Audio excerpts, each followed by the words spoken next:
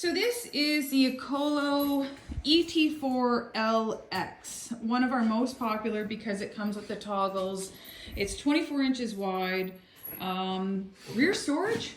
Yes, rear storage. But not every mobility scooter is easy to assemble out of the crate, because some of them you have to put the front wheels on and whatnot.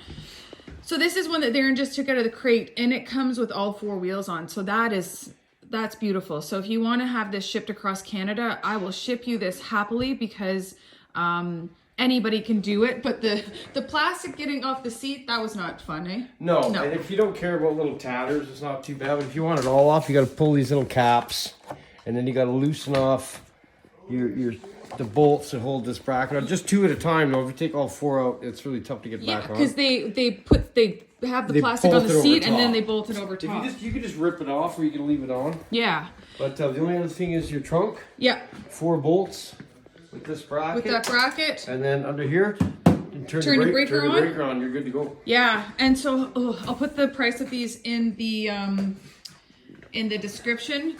But yeah, this used to be the emo. Oh gosh, what was the emo one? Anyways, emo had a similar one to this, but this one's really, really popular. It's an excellent price. There's no tax on it at all.